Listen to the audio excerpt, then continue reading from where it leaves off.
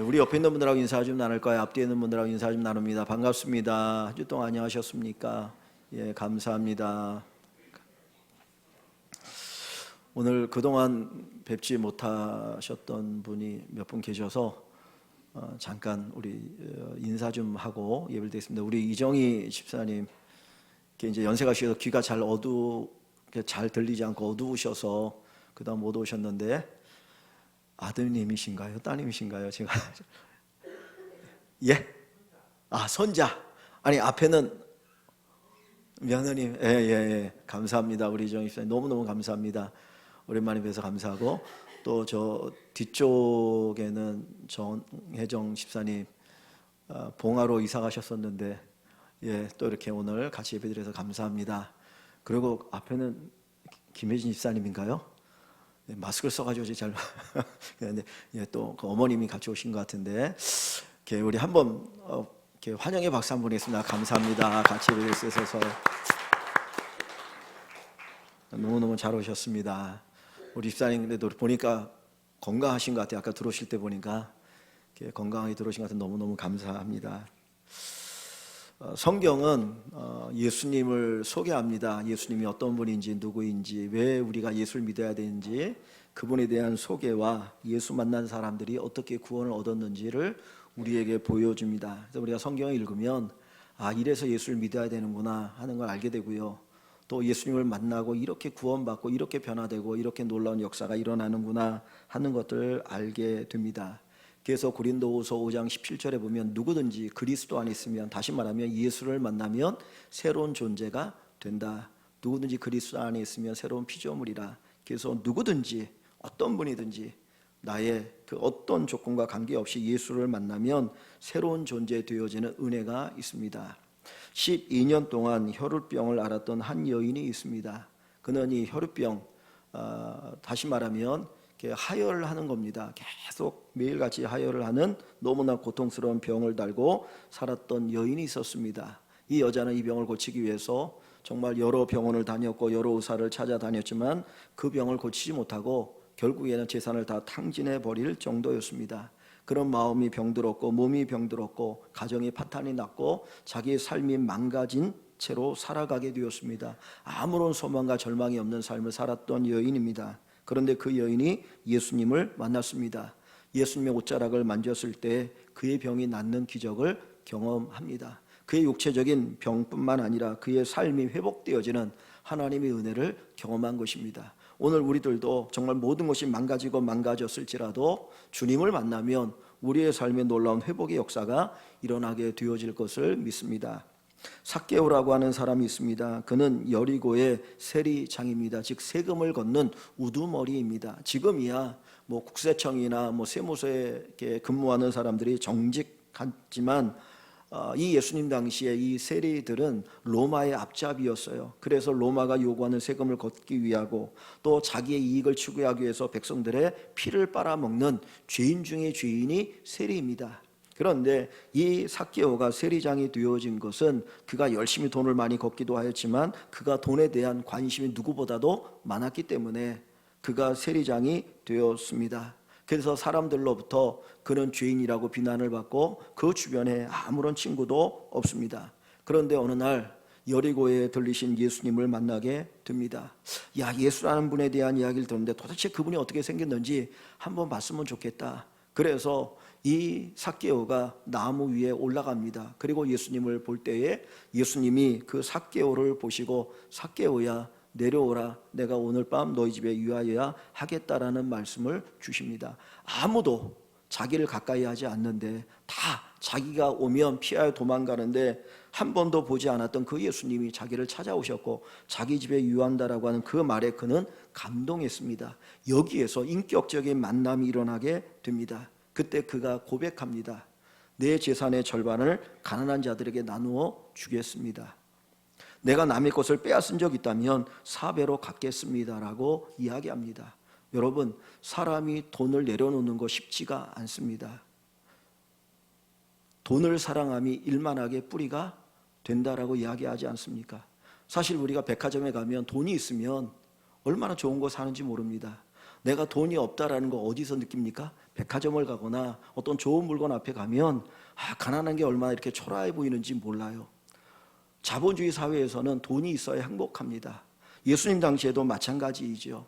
그런데 이 세리, 이 삭개오가 돈을 내려놓을 수 있다라고 하는 것, 자기가 평생 이 돈을 모으기 위해서 사람들에게 손가락질을 당하면서 주인이라는 소리를 들으면서 돈을 모았는데 그것을 내려놓을 수 있는 이유는 어디에 있습니까? 예수님을 만났기 때문입니다. 돈보다 힘 있는 존재가 누구예요? 예수님이에요.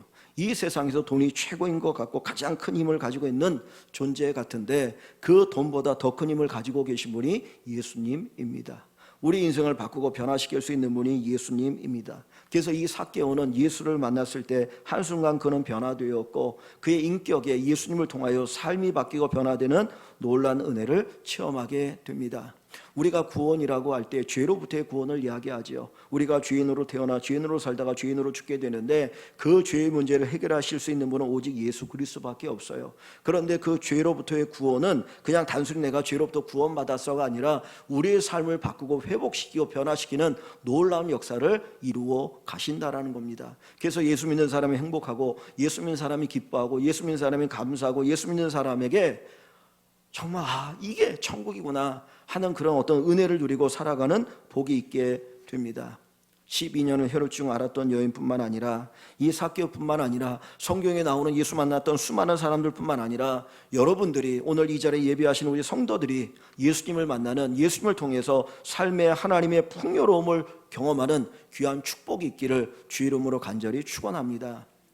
예수님께서 이런 말씀하시죠. 내가 이 땅에 온 것은 양으로 생명을 얻게 하려 함이라. 즉 우리에게 영원한 삶, 영원한 생명을 주시기 위해서 오셨거든요. 근데 그 뒤에 보면 풍성히 얻게 하려 함이라. 풍성히 얻게 하려 함이라. 하나님의 생명을 풍성히 누리면서 가장 행복한 삶을 살아가길 원하신 것이 바로 주님의 모습입니다. 우리가 아까 좀 전에 드렸던 찬양 가운데 행복이라는 찬양이 있습니다. 그 찬양의 가사가 이런 가사지요. 화려하지 않아도 정결하게 하는 삶, 가진 것이 적어도 감사하며 사는 삶, 내게 주신 작은 힘 나눠주며 사는 삶, 이것이 나의 삶의 행복이라오. 우리가 풍성하지 않아도 다른 사람보다 많이 갖지 않아도 행복하게 살 수 있는 것은 예수 그리스도 안에서 이렇게 이루어지기 때문입니다. 그 2절의 가사를 보시면 눈물 날 일 많지만 기도할 수 있는 것, 억울한 일 많으나 주를 위해 참는 것, 비록 짧은 작은 삶, 주 뜻대로 사는 것, 이것이 나의 삶의 행복이라오. 저는 이 찬양을 부르면서 그런 생각이 들었습니다. 내가 이 찬양을, 이것을 작사할 수 있어서 얼마나 좋았을까. 이 가사를 작사하는 사람 얼마나 행복할까.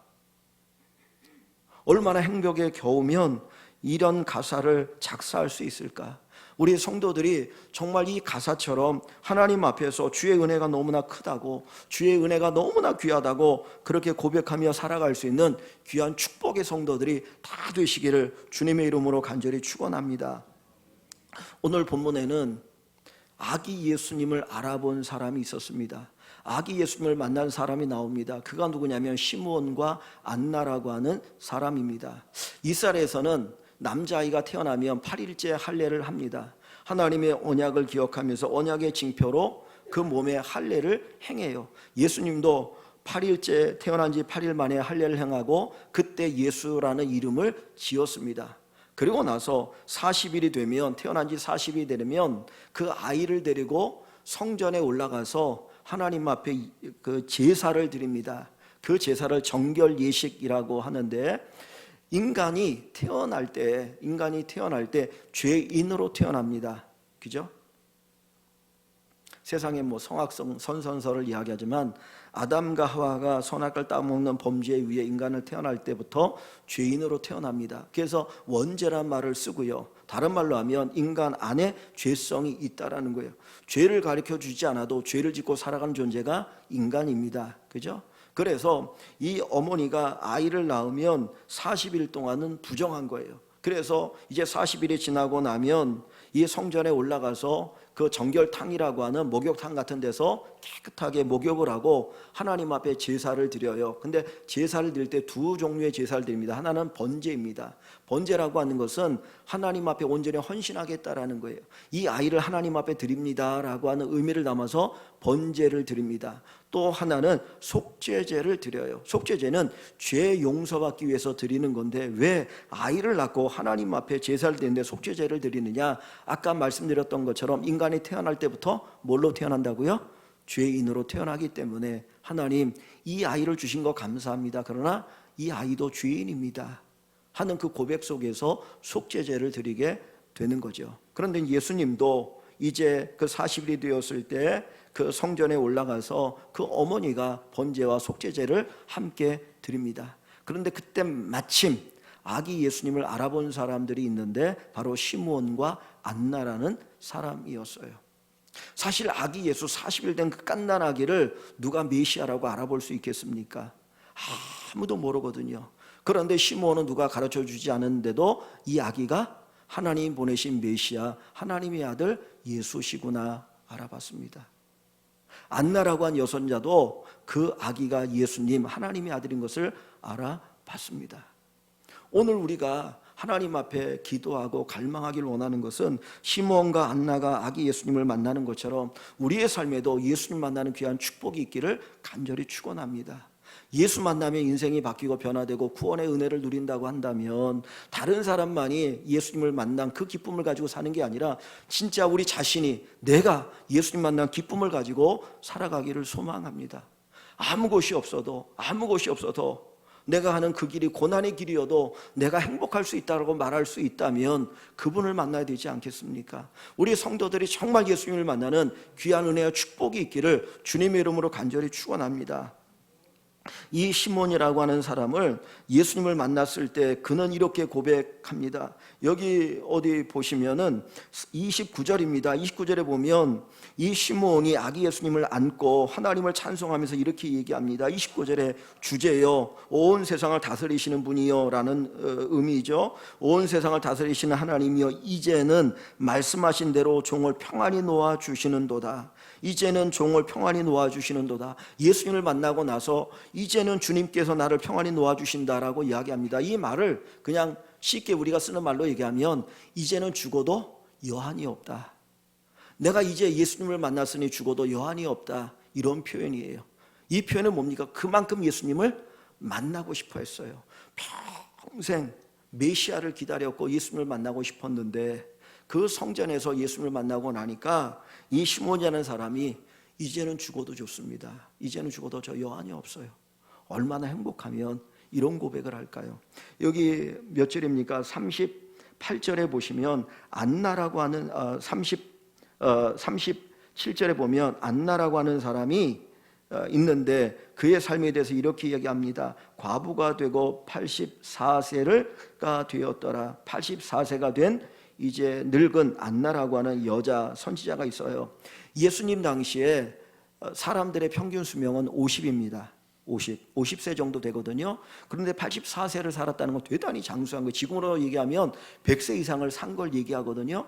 근데 이 안나가 84세를 살았는데 이 사람이 성전을 떠나지 아니하고 주야로 금식하며 기도함으로 섬기더니 그랬어요.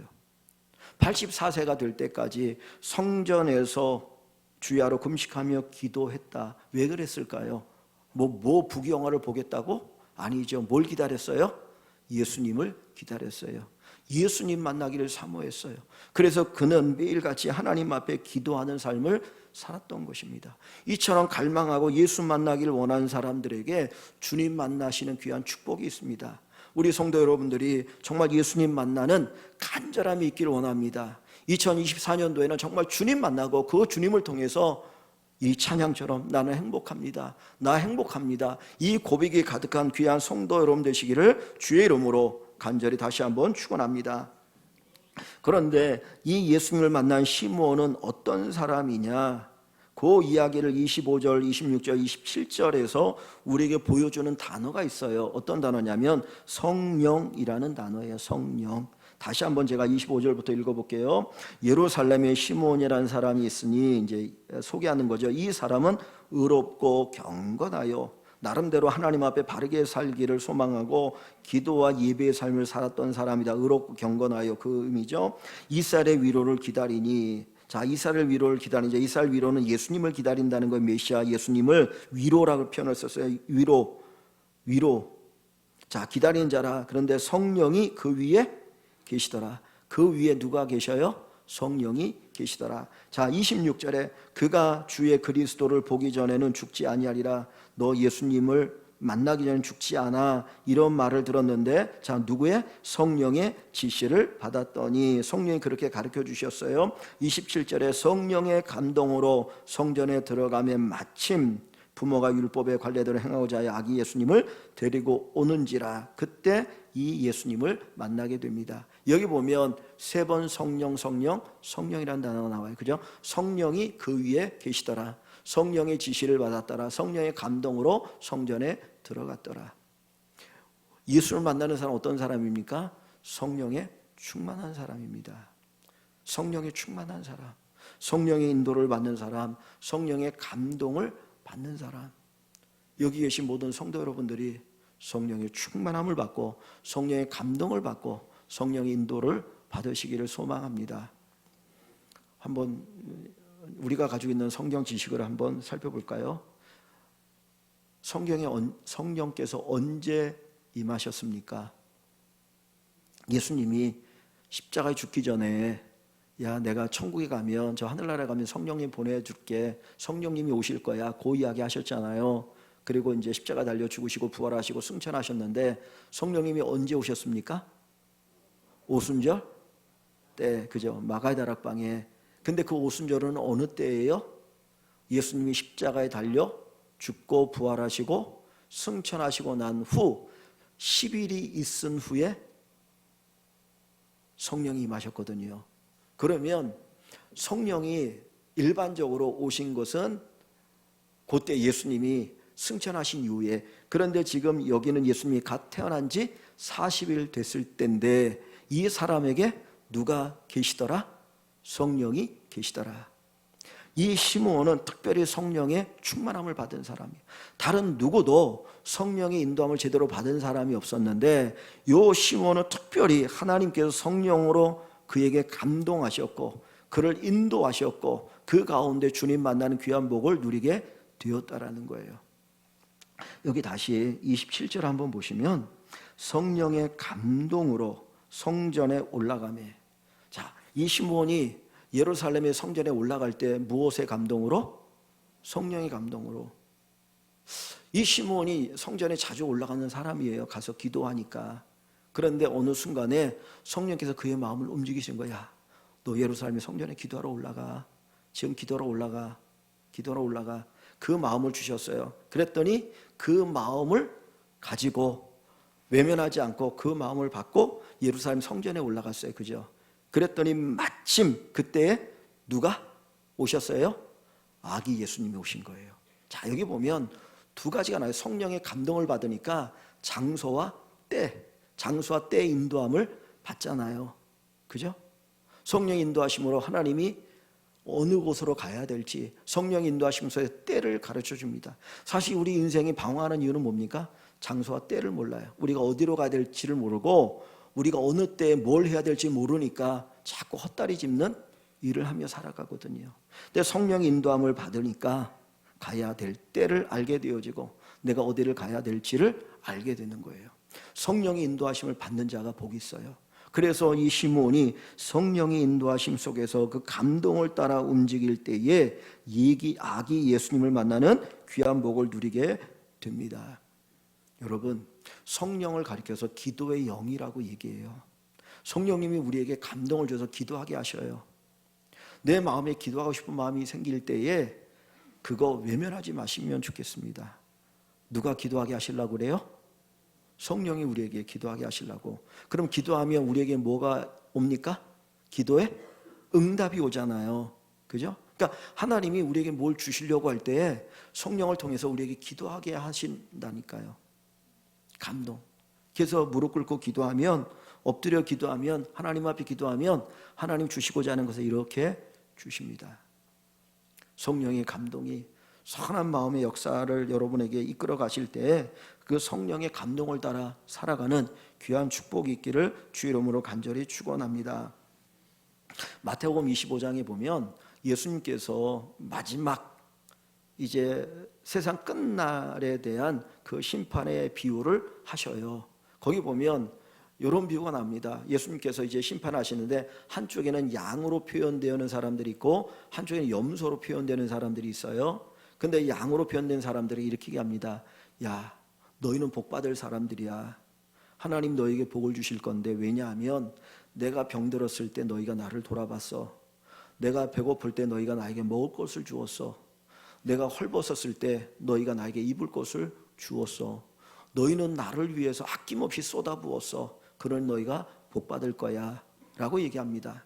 그랬더니 그때 그들이 뭐라고 말하냐면, 예수님이 언제 배고팠습니까? 예수님이 언제 헐벗었습니까? 예수님이 언제 병들었습니까? 제가 예수님을 본 적이 없어요. 병든 예수님을, 헐벗은 예수님을, 굶주린 예수님을 본 적이 없는데 제가 어떻게 예수님을 대접했겠습니까? 아니에요. 그러면서 사양을 합니다. 근데 주님이 또 반대쪽에 있는 염소로 표현된 사람들이 얘기합니다. 야, 너희는 내가 배고팠을 때 먹을 것도 안 주었어. 너희는 내가 병들었을 때 돌아보지도 않았어. 내가 헐벗었을 때 너희는 나에게 입을 것도 주지 않았어. 그랬더니 이들도 똑같이 얘기합니다. 예수님이 언제 배고팠습니까? 예수님이 언제 벌거벗었습니까? 예수님이 언제 병들었습니까? 제가 예수님이 배고프고 벌거벗고 병든 것을 봤다면 저 가만히 있지 않아요. 무슨 말씀하는 겁니까? 근데 주님이 이렇게 말씀하셔요. 작은 자 하나에게 한 것이 곧 내게 한 것이라. 작은 자 하나에게, 즉 이 작은 자라고 하는 것은 어린아이를 얘기하는 게 아니고 약한 자를 얘기하는 거예요.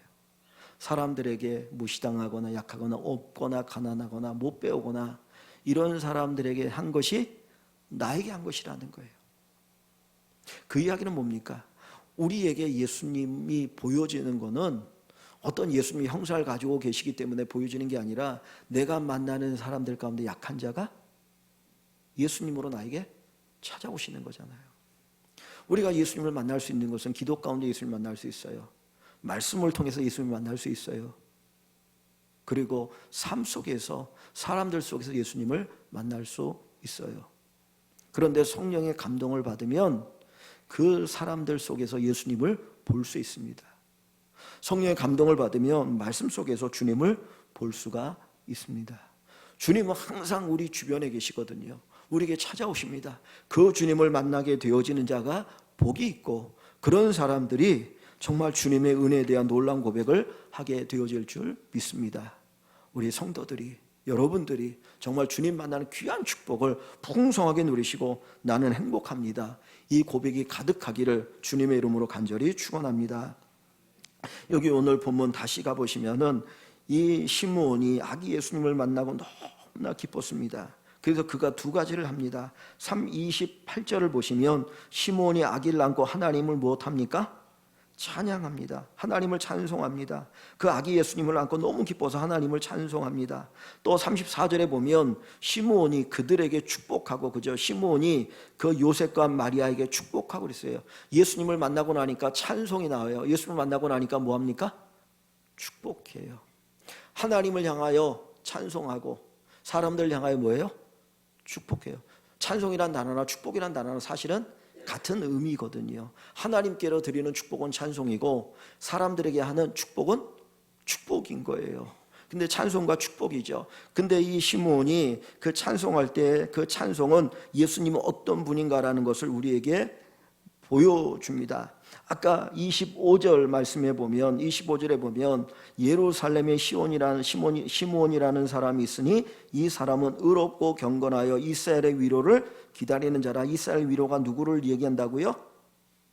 예수님을 얘기하는 거예요. 예수님을 얘기하는 겁니다. 예수님이 여러분에게 위로가 되실 거예요. 위로가 되실 거예요. 그 복음성가 가사 가운데 이런 복음성가 있습니다. 세상에서 방황할 때 세상에서 방황할 때 오래전에 지어졌던 보험성가인데, 세상에서 방황할 때 나 주님을 몰랐네. 내 마음대로 고집하며 온갖 죄를 저질렀네. 내 주여, 이 죄인도 영생 받을 수 있나요? 벌레만도 못한 내가 구원받을 수 있나요? 2절 가사에 보면 많은 사람 찾아와서 나의 친구가 되어도 병든 몸과 상한 마음 위로받지 못했다오. 내 주여, 이 죄인을 불쌍히 여겨 주소서. 의지할 것 없는 이 몸 위로받기 원합니다. 여러분, 누가 우리를 위로할 수 있어요? 주님이잖아요. 이 시므온은 주님이 우리의 위로가 되십니다. 우리의 위로가 되십니다. 이 고백을 하고 있습니다. 29절에는 내 눈이 주의 구원을 보았사오니, 예수님이 구원이라고 그는 고백합니다. 죄로부터 우리를 구원하시고, 망한 삶에서 우리를 구원하시고, 병든 몸에서 우리를 구원하시고, 우리의 모든 것들로부터 우리를 구원하시는 그 은혜를 베푸시는 분이 예수님입니다. 이 고백을 합니다. 32절에 보면 이방을 비추는 빛이요, 이방을 비추는 빛이요. 그런데 이 표현이 복음서에 보면 이방 땅을 사망의 땅과 그늘이라는 표현을 써요. 사망의 땅과 그늘, 사망의 땅, 죽음이 가득한 땅, 죽음의 그늘이 드리워진 곳이라는 표현을 쓰거든요. 근데 거기에 빛이 빛이었다라고 얘기합니다. 여러분, 죽음의 그늘이 드리워졌다는 건 뭘까요? 병들었다, 아무런 소망이 없다, 아무런 꿈이 없다, 절망적이다, 그죠? 거기에 생명의 빛이 비치는 거예요. 그러니까 세상에서 절망적인 인생일지라도 주님 만나게 되어지면 회복을 경험하게 되어지고 삶의 은혜를 경험하게 되어집니다. 그것이 바로 이 이방을 비추는 빛이다라는 의미가 담겨 있습니다. 또 그 뒤에 보시면 주의 백성 이스라엘의 영광이요 그랬어요. 영광이라. 주님이 내 영광이라는 거예요. 여러분의 영광입니다. 왜? 그분이 나의 힘이 되고, 그분이 나의 능력이 되고, 그분이 나의 구원이 되고, 그분이 나의 삶을 풍성하기 때문에 그분이 나의 영광이 됩니다. 시므온의 고백입니다. 이 고백이 우리의 고백되어서 주님을 통해서 우리 성도들의 삶이 풍성해지는 귀한 축복이 있기를 주의 이름으로 간절히 축원합니다. 근데 좀 생각해야 될 게 있어요. 뭐냐면 34절입니다. 34절부터 보면 33절에 먼저 잠깐 보시면 이렇게 찬송을 돌리니까, 시몬이 이런 찬송을 부르니까 33절에 보면 그의 부모, 아기 예수님의 부모 요셉과 마리아가 그에 대한 말들을, 예수님에 대한 말들을 듣고 놀랍게 기여기더라 해서, 야, 도대체 저 얘기가 뭘까? 그렇게 이제 놀라는 거죠. 자, 34절에 보면 시므온이 또 그들에게 축복하고, 요셉과 마리아에게 축복하고, 그의 어머니 마리아에게 말하여 이르되, 지금 요셉과 마리아를 축복하면서 말하는 이야기예요. 근데 여러분, 축복이 뭔지 잘 보세요. 축복하면서 얘기한다. 근데 어떤 얘기를 합니까? 이는 그랬어요. 이것은 자, 이스라엘 중 많은 사람을 패하거나 흥하게 하며. 자, 예수님이 오셔서 우리 이방의 빛이 되고 이스라엘의 영광이 되고 이스라엘의 위로가 된다 그랬잖아요. 이거는 우리가 알아요. 왜냐하면 우리가 기대하고 고대하는 바니까. 예수 믿어서 우리가 이거 누리고 살고 싶으니까 이건 우리가 다 이해할 수 있어요. 그런데 그 뒤에 보세요. 아까 34절에 보시면 이는 그랬어요. 마리아를 축복하면서 하는 이야기가, 이는 많은 사람을, 이스라엘 중에 많은 사람을 패하거나 흥하게 하려 하며, 패하거나 흥하게 하며. 그래서 예수님이 흥하게도 하고 패하게도 한다는 거예요. 예수님이 모든 사람을 흥하게 하는 게 아니고, 어떤 사람은 예수님 때문에 흥하는 사람이 있고, 흥한다는 건 뭡니까? 발전하는 거잖아요. 그죠? 막 일어서는 거잖아요. 근데 어떤 사람은 망하는 사람이 있다는 거예요. 예수님 때문에 잘 되는 사람이 있어요. 근데 예수님 때문에 망하는 사람이 있어요. 여기서 망한다는 거는 뭐 사업이 망하고 물질적으로 망하고 뭐 그런 얘기를 하는 게 아니에요. 자, 그런데 그 뒤를 한번 보시면은 뭐라고 말하냐면, 패하거나 흥하게 하며 뭡니까? 비방을 받는 표적이 되기 위하여 세움을 받았고 그랬어요. 예수님이 뭐가 된다고요? 비방을 받는 표적이 된다는 거예요. 사람들에게 뭘 받아요? 비방을 받아요. 그런데 한번 생각해 보세요. 여러분, 예수님에게 비방을 하는 사람이 예수님 때문에 흥한 사람일까요? 예수님 때문에 망한 사람일까요? 예수님 때문에 망한 사람이겠죠. 예수님 때문에 망한 사람이 예수님을 비방할 거 아닙니까? 예수님 때문에 잘 됐다면 예수님 비방하겠어요? 안 해요. 예수님 때문에 망하니까 예수님 비방하거든요. 그러면 예수님을 비방하는 망한 사람은 도대체 어떤 사람입니까?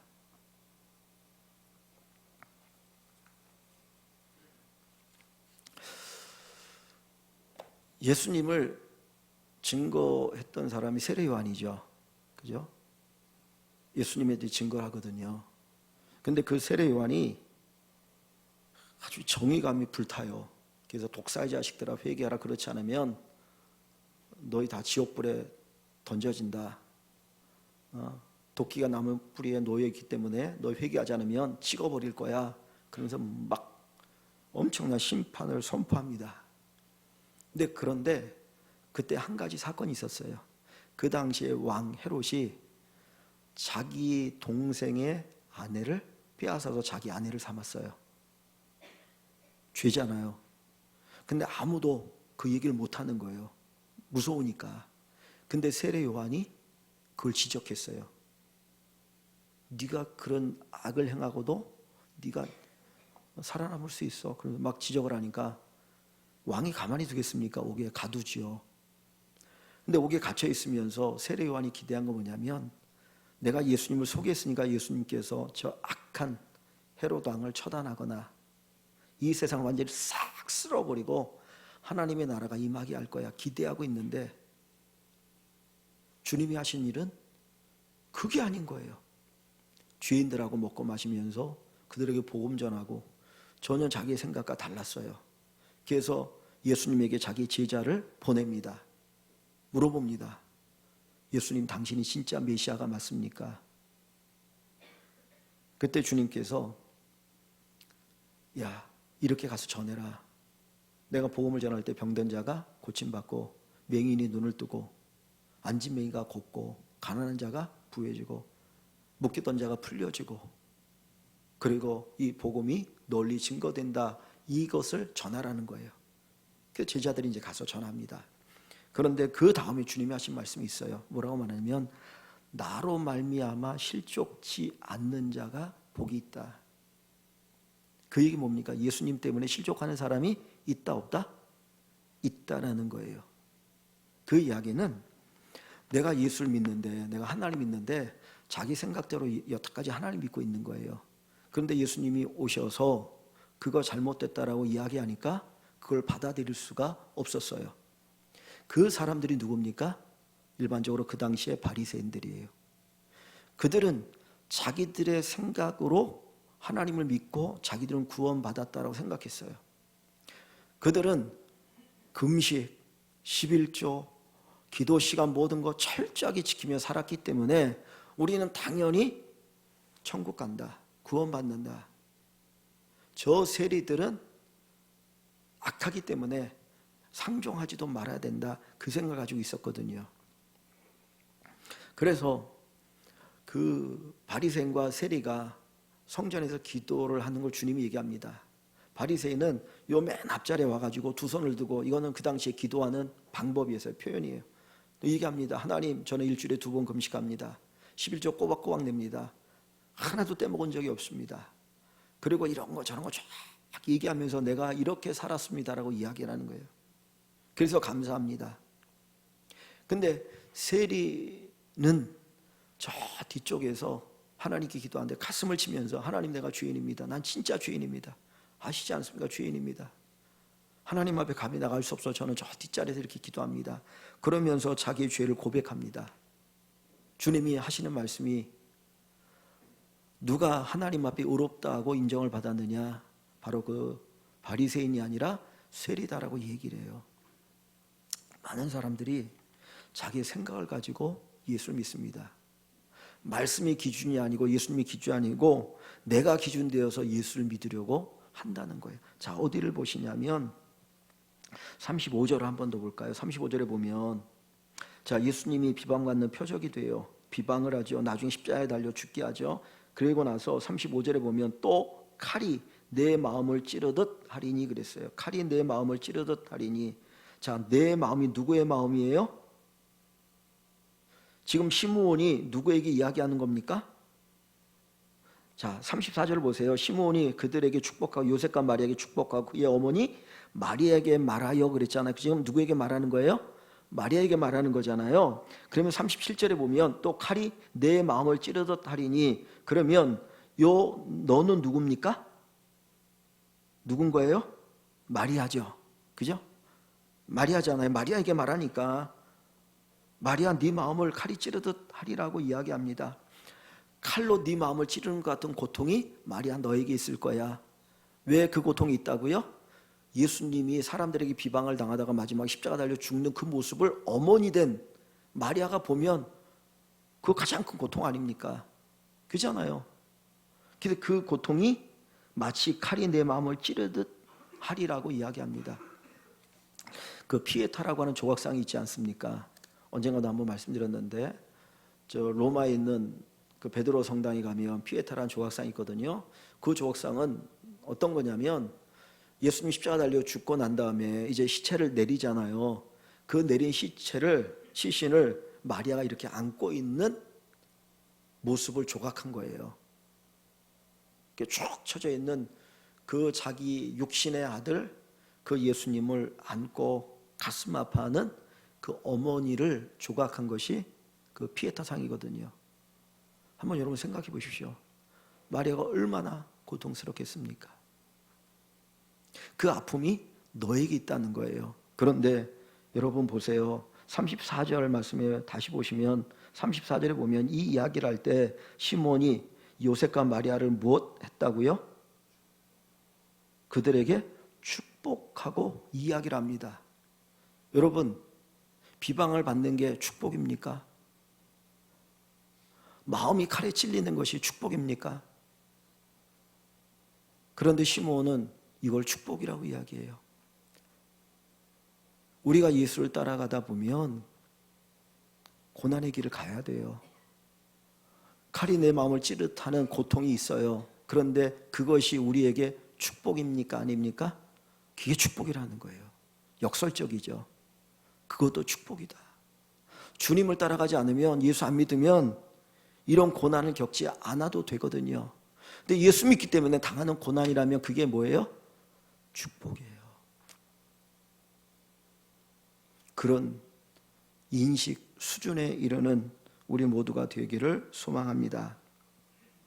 근데 보세요. 예수님께서 왜 이런 고난을 당하신다고 얘기하나요? 다시 35절을 보시면 또 칼이 내 마음을 찌르듯 하리니 이는 여러 사람의 마음에 생각을 드러내려 함이라. 예수님이 비방을 받는 이유, 마리아가 이런 고통을 겪는 이유가 어디에 있다고요? 사람의 마음, 여러 사람의 마음에 생각을 드러내려 함이라. 드러내려 한다는 게 뭡니까? 생각을 끄집어 올리는 거잖아요.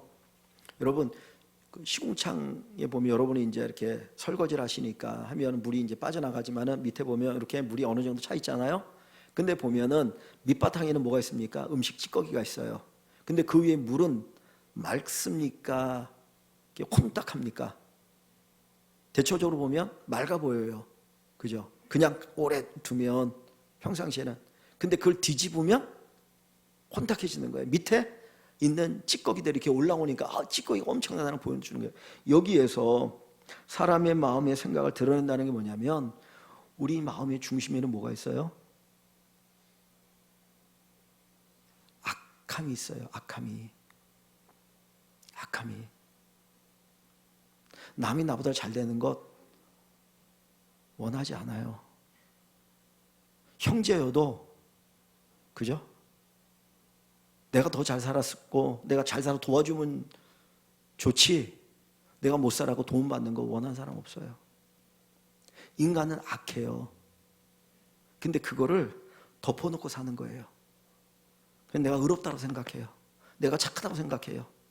내가 착하게 열심히 살아서 주님이 나를 그것 보고 칭찬하면서 그래서 내가 너 구원 주는 거야. 요 이야기 듣고 싶은 것이 우리의 마음인 거예요. 이게 바리새인들의 마음이고 우리의 마음이거든요. 그런데 하나님이 어떻게 하셔요? 그거를 다 뒤집는 거예요. 뒤집는 거. 그러니까 그거를 좋아하겠습니까? 싫어하겠습니까? 싫어한다니까요. 제가 한번 예전에 그 얘기 드리지 않았습니까? 미국에서 어느 목사님 설교한다 맨날 그 죄 회개하라는 소리를 그렇게 설교를 많이 한대요. 그럼 그 소리 듣기 싫으면 안 오면 되는데 어느 사람 그래도 와. 근데 미국은 총기가 자유로 소지할 수 있잖아요. 총 가져와가지고 그 소리 그만하라고 총을 쐈다는 거예요. 그래가지고 그 다음부터는 여기다 방탄 유리해놓고 설교한다고 그러더라고. 그러니까 인간은 듣고 싶지 않아요. 근데 그걸 누가 끄집어 올려서 우리로 하여금 진짜 보게 합니까? 주님이 말씀이. 그래서 그것을 깨닫고 하나님 앞에 나오는 자가 어떻게 되는 거예요? 흥하는 자예요. 그 사람에게 위로가 있고 그 사람에게 하나님께서 빛을 비추시고 그 사람에게 그리스도가 영광이 됩니다. 우리는 예수를 만나야 합니다. 예수님을 만나야 합니다. 예수님이 누구인지를 알아야 됩니다. 우리가 예수님을 바로 알고 그 예수님을 만나면 우리의 삶에 놀라운 어마어마한 역사가 일어나게 될 것입니다.